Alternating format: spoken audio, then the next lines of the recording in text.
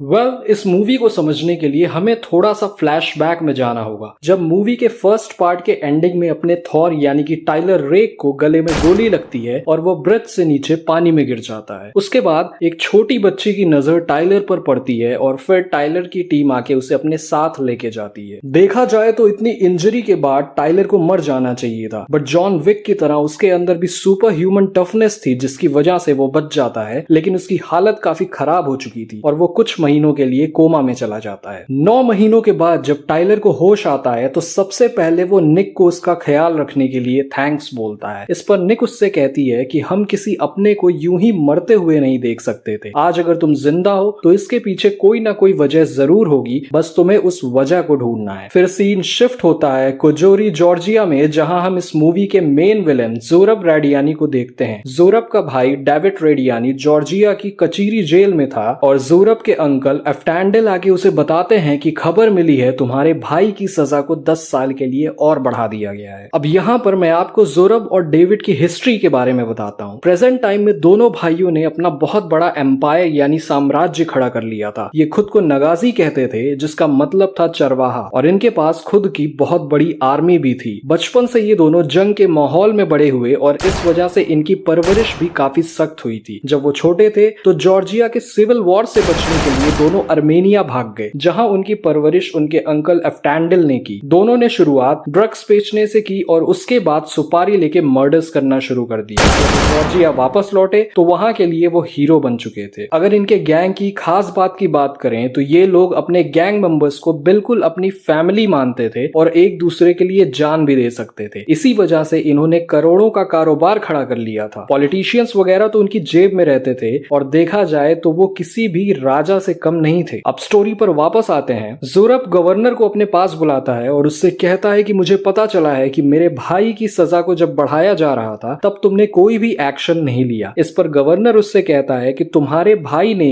एक drug enforcement administration के agent को छत से फेंक दिया था और ये मामला अमेरिकन के अंडर में काफी नाजुक हो चुका है, इसलिए मैं चाह के भी कुछ नहीं कर सकता। लेकिन ये मत भूलो कि अगर मैं ना होता तो तुम्हारे भाई को किसी दूसरी जेल में शिफ्ट कर दिया जाता। मेरी वजह से ही उसे जॉर्जियन प्रिजन में रखा गया है और मैंने ही उसकी फैमिली को उसके साथ रहने की इजाजत दी है। इस पर जोरब उससे अपने डैड की कही गई बात को शेयर करता है और कहता है कि जब मैं और डेविड छोटे थे तो मेरे फादर ने मुझे हमेशा सिखाया कि तुम्हें डेविड की हिफाजत हर हाल में करनी है। अब गवर्नर जोरब के किसी काम का नहीं था, इसलिए वो गवर्नर के गले में एक डिगिंग फॉग घुसा के उसे वहीं जान से मार देता है। उसके बाद निक और यास टाइलर को मुंडेन ऑस्ट्रिया लेके जाते हैं और उसे एक घर गिफ्ट करते हैं ताकि वो सुकून से अपने रिटायरमेंट को एंजॉय कर सके। जाते जाते निक टाइलर को एक बॉक्स देके जाती है जिसमें टाइलर की जिंदगी के सबसे जरूरी लम्हे थे। घर के अंदर जाने पर टाइलर को उसका प्यारा डॉग मिलता है और देखा जाए तो रिटायरमेंट के बाद उसके पास कोई काम तो था नहीं, इसलिए अपना वक्त गुजारने के लिए टाइलर या तो फिशिंग करता था या टीवी देखता था। उसके बाद हमें जॉर्जिया के जेल का सीन दिखाया जाता है जहां डेविड रेडियानी अपनी वाइफ केटवन और अपने बच्चों सैंड्रो और नीना से जाके मिलता है। वो अपने बच्चों को खुद से दूर नहीं करना चाहता था क्योंकि उसे पता था अगर उसकी वाइफ को मौका मिला तो अपने बच्चों की अच्छी परवरिश के लिए वो डेविड को छोड़ के चली जाएगी। इसलिए उसने ऐसा इंतजाम करवाया कि जब तक वो जेल में है उसकी फैमिली भी उसके सामने रहे और वो अपने बच्चों पर नजर रख सके। केटवन उससे कहती है कि बच्चों की परवरिश के लिए ये जगह ठीक नहीं है। इस पर डेविड कहता है कि मैं अपने बेटे को सख्त बनाना चाहता हूँ ताकि वो बड़ा होके बिल्कुल मेरी तरह एक नगाजी बन सके। लेकिन केटवन ये बिल्कुल नहीं चाहती थी कि सैंड्रो अपने डैड के जैसा बने। केटवन जब इस बात को अपोज करती है तो डेविड उसे हिट करता है और कहता है मुझे अपने बच्चों को पालने के लिए तुम्हारी कोई जरूरत नहीं है, ये याद रखना, और ये कह के वहां से चला जाता है। उसके बाद अपनी मॉम को रोता देख सैंड्रो उसके पास जाता है और चुप कराने की कोशिश करता है। वो कहता है शायद डैड सही है, मुझे मजबूत बनना चाहिए ताकि मैं एक सच्चा नगाजी बन सकूं। यहाँ पर देखा जाए तो सैंड्रो के लिए उसके डैड एक आइडल थे और वो अपने डैड की तरह ही बनना चाहता था। दूसरी तरफ टाइलर के घर पर एक मैसेंजर टाइलर को जॉब ऑफर करने आता है। वैसे मूवी में इस मैसेंजर का नाम डिस्क्लोज नहीं किया गया है, बट इसका नाम एल्कॉट होता है जो हमें एक्सट्रैक्शन 3 में शायद एक मेजर रोल के साथ देखने को मिले। Coming back to the story, Tyler पहले तो काम करने से मना करता है लेकिन एल्कॉट उसे बताता है कि मुझे तुम्हारी एक्स वाइफ मिया ने भेजा है। बात कुछ ऐसी है कि मिया की सिस्टर केटवन को तुम्हारी हेल्प की जरूरत है क्योंकि उसके हस्बैंड ने उसे अपने साथ जॉर्जिया की जेल में कैद कर रखा है और उस जेल में पहुंचने के बाद तुम्हारे लिए सबसे बड़ी दिक्कत वहां के गार्ड्स नहीं है, बल्कि दो दुश्मन गैंग्स हैं, जिसमें से एक गैंग केटवन को मारना चाहेगी लेकिन तुमको दोनों गैंग्स मारना चाहेंगी। इसलिए तुम्हारे लिए बेहतर यही होगा किसी की नजर में मत आना और शांति से काम पूरा करना, क्योंकि अगर डेविड को ये पता चला कि उसकी वाइफ को जेल से भगाने में तुम्हारा हाथ है तो पूरी नगाजी आर्मी तुम्हारे पीछे पड़ जाएगी। अब तो रिटायरमेंट कैंसिल हो चुकी थी और टाइलर निक को कॉल करके बताता है कि ये काम आया है, उसे पूरा करने के लिए मुझे तुम्हारी और यस की जरूरत है और काम पूरा होते ही पैसे तुम्हारे अकाउंट्स में पहुंच जाएंगे। निक और यस टाइलर को मना नहीं करते हैं और रेडी हो जाते हैं। टाइलर के पास काम शुरू करने के लिए 6 हफ्ते थे और इस दौरान वो खुद की ट्रेनिंग शुरू करता है, खुद को पहले की तरह मजबूत बनाता है फिजिकली मेंटली हर तरीके से, और जब वो तैयार हो जाता है तो एक्सट्रैक्शन के लिए निकल पड़ता है। कचीरी प्रिजन पहुंचने पर वहां का एक गार्ड अंदर घुसने में टाइलर की हेल्प करता है और कहता है केटवन अपने बच्चों के साथ सेल नंबर 207 में है और उन्हें वहां से निकालने के लिए तुम्हारे पास सिर्फ 5 मिनट है। उस गार्ड ने जेल के अंदर पहले ही जगह जगह स्पाई पेन से निशान लगा रखे थे जिन पर यूवी लाइट प्रोजेक्ट करके टाइलर केटवन के पास पहुंचता है। वो उन्हें सेल से बाहर निकालता है, लेकिन उसी वक्त नीना का टॉय नीचे गिर जाता है और उसकी आवाज से डेविड का वफादार उनको बाहर जाते देख लेता है और सीटी बजाकर सबको आगाह कर देता है। अब प्रिजन में गार्ड्स और सभी कैदियों को पता चल चुका था कि कोई जेल में घुस गया है। आगे चलकर कुछ लोग टाइलर पर हमला भी करते हैं और उसे मारने की कोशिश करते हैं, लेकिन किसी तरह बचते बचाते टाइलर एक्सट्रैक्शन पॉइंट तक पहुंचता है और बच्चों को बाहर निकाल देता है। लेकिन ठीक उसी वक्त डेविड उस पर हमला कर देता है और इसमें केटवन को भी चोट लग जाती है। डेविड टाइलर पर अटैक करते हुए पूछता है मेरे बच्चों को कहां ले जा रहे हो, और दोनों के बीच इंटेंस फाइट शुरू हो जाती है जिसमें टाइलर डेविड की उंगलियों के बीच से उसके हाथ को फाड़ देता है और गले में चाकू घुसा के उसकी जान ले लेता है। अब टाइलर केटवन को लेकर निकल पाता उससे पहले ही डेविड के लोग वहां पहुंच जाते हैं और उनसे बचते हुए दोनों कोर्टयार्ड की तरफ बढ़ते हैं। कोर्टयार्ड में दोनों गैंग्स के लोग टाइलर पर हमला करते हैं और केटवन को भी पकड़ने की कोशिश करते हैं और ये फाइट सीन इस मूवी का सबसे बड़ा हाईलाइट है, जहां हमें 21 मिनट्स का वन शॉट फाइट सीक्वेंस देखने को मिलता है। सबको खत्म करने के बाद टाइलर केटवन को लेकर एक्सट्रैक्शन पॉइंट चार्ली पर पहुंचता है। वहां याज उसे बताता है कि नगाजियों को पता चल चुका है कि उनका बॉस मर चुका है और वो हमारी तरफ बढ़ रहे हैं। जेल से बाहर निकलते ही यूरोप के आदमी टाइलर और उसकी टीम की गाड़ियों पर हमला करते हैं। एक एक करके सबको खत्म करने के बाद वो ट्रेन तक पहुंचते हैं जिसकी मदद से वो एक बोट तक पहुंचने वाले थे, बट नगाजीज ट्रेन में भी उनका पीछा करते हैं। वो हेलीकॉप्टर से ट्रेन पर अटैक करते हैं और रिटर्न में टाइलर हैवी मशीन गन उठाता है और हेलीकॉप्टर पर फायरिंग शुरू कर देता है, जिससे हेलीकॉप्टर क्रैश हो जाता है। दूसरी तरफ कुछ नगाजीज ट्रेन पर चढ़ चुके थे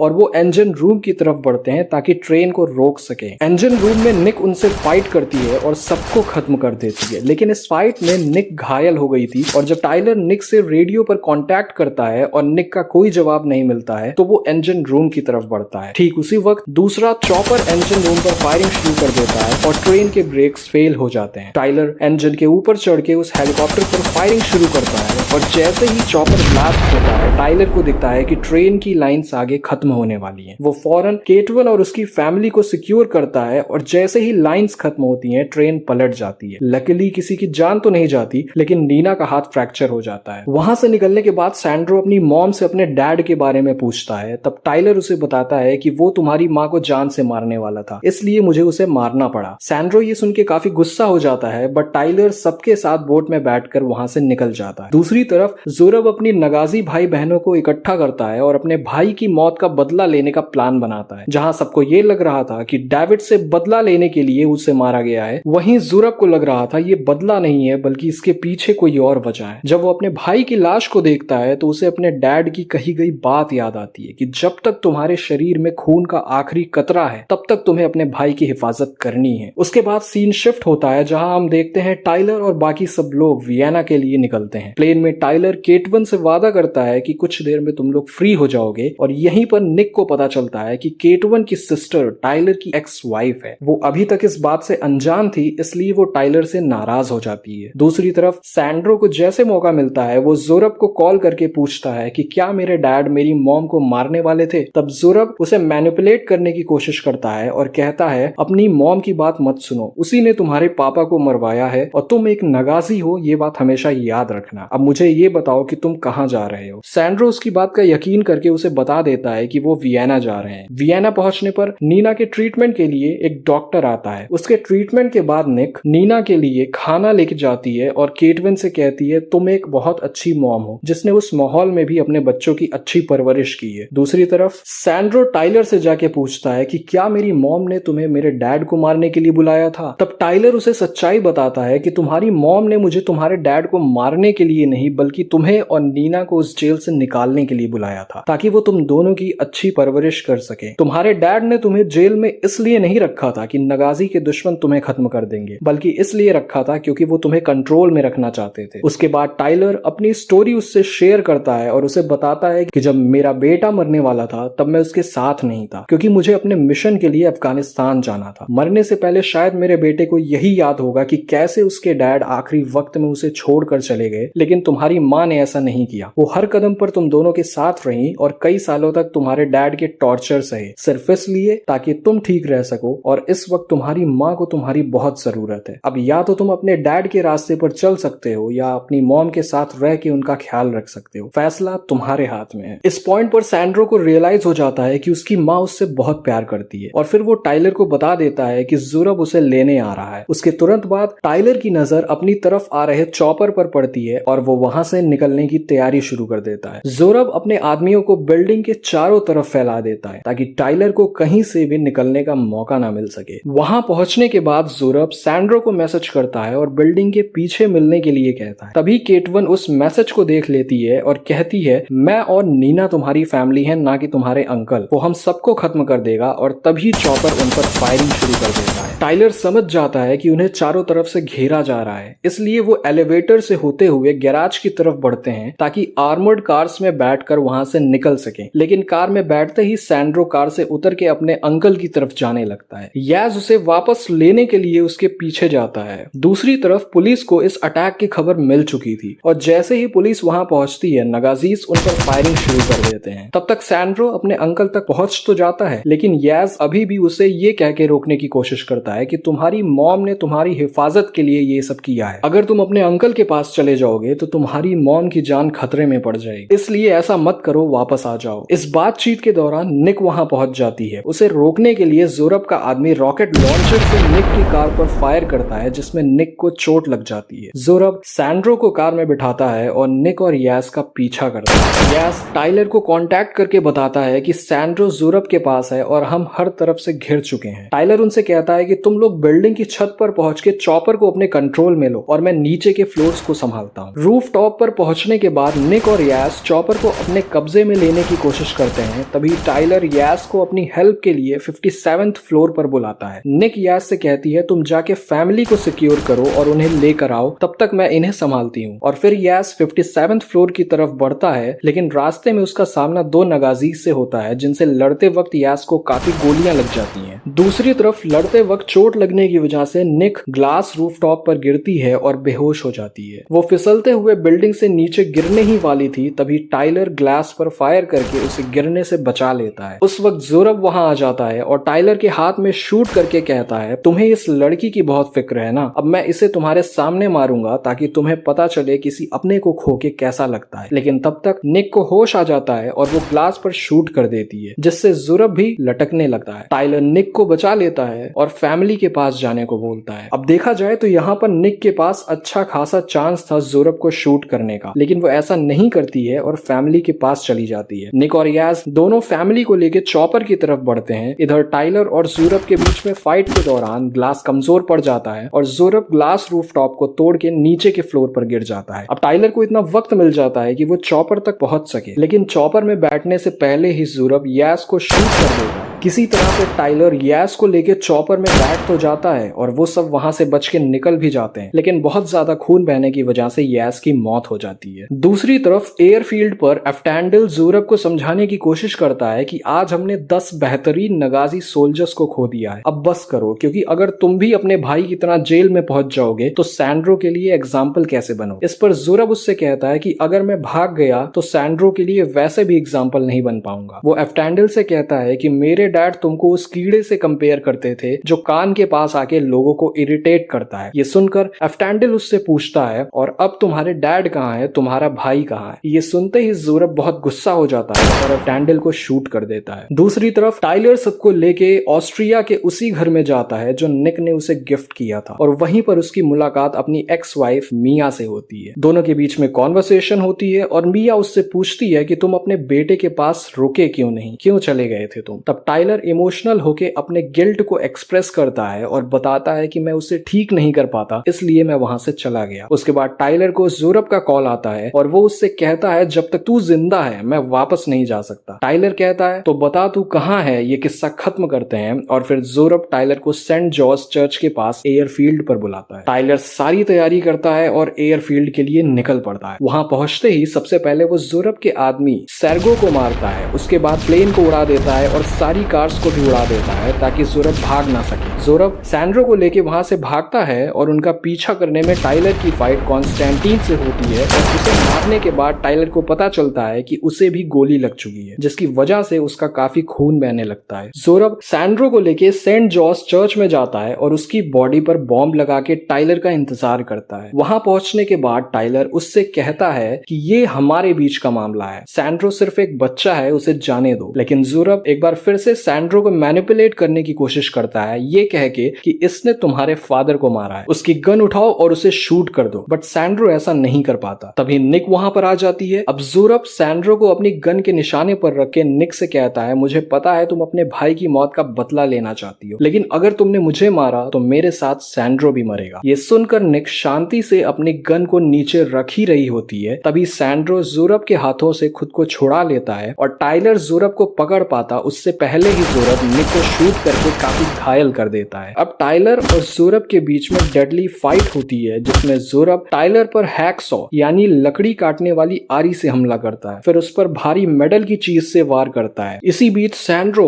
बॉम्ब सूट को अपने बॉडी से निकाल देता है और निक के पास जाके उसे सॉरी बोलता है और उसका खून रोकने की कोशिश करता है। इधर ज़ोरब सैंड्रो की तरफ बढ़ता है, लेकिन टाइलर चिजल से उसकी बॉडी पर कई वार करता है। इतनी बुरी हालत में होने के बाद भी ज़ोरब कहता है कि वो रुकेगा नहीं। बस फिर क्या था, इतना सुनते ही टाइलर उसके सिर में गोली मार के उसका किस्सा ही खत्म कर देता है। उसके बाद हम निक को एक प्रिजन में देखते हैं जहां उसका इलाज चल रहा होता है। टाइलर को दूसरे प्रिजन में शिफ्ट किया जाता है जहां उससे मिलने मिया आती है और बताती है कि मेरी बहन और उसके बच्चे अब सेफ हैं, वो विटनेस बन चुके हैं, और डेविड और ज़ोरब से जुड़ी सारी इंफॉर्मेशन जैसे कि बिजनेस डिटेल्स, सारे नाम, सभी बैंक अकाउंट की डिटेल्स उन्होंने अमेरिकन को दे दी है। टाइलर मिया से कहता है कि मेरे कैबिन में $1 मिलियन कैश है, उसे तुम केटवन को दे देना। और उसके बाद मिया वहां आने की असली वजह बताती है। वो कहती है कि तुम्हारे बेटे के दिल में तुम्हारी ऐसी कोई इमेज नहीं थी कि तुम उसे आखिरी समय पर छोड़ के चले गए, बल्कि वो तो तुम्हें अपना हीरो मानता था और उसके दिल में था कि मेरे डैड लोगों को बचाने जा रहे हैं। वो तुम्हें हमेशा अपना हीरो समझता था और बिल्कुल तुम्हारी तरह बनना चाहता था। और फिर वो टाइलर को गुड बाय कह के वहां से चली जाती है। मूवी के लास्ट पार्ट में टाइलर को फिर से वही मैसेंजर यानी एल्कॉट मिलता है और वो टाइलर से कहता है अगर तुम मेरे बॉस के लिए काम करोगे तो मैं तुम्हें इस प्रिजन से बाहर निकाल सकता हूँ। एल्कॉट जानता था कि टाइलर अपनी टीम के बिना ये काम नहीं करेगा, इसलिए वो निक को भी वहां बुला लेता है। इतनी कॉन्वर्सेशन होने के बाद टाइलर उससे उसका नाम पूछता है, बट वो कहता है मेरा नाम जरूरी नहीं है, जरूरी ये है कि मैं किसके लिए काम करता हूँ। तो टाइलर उससे पूछता है तो तुम्हारे बॉस का नेम क्या है? तब एल्कॉट कहता है वो तुम्हें जल्दी ही पता चल जाएगा और उसके साथ काम करने में तुम्हें बहुत मजा आएगा। और मूवी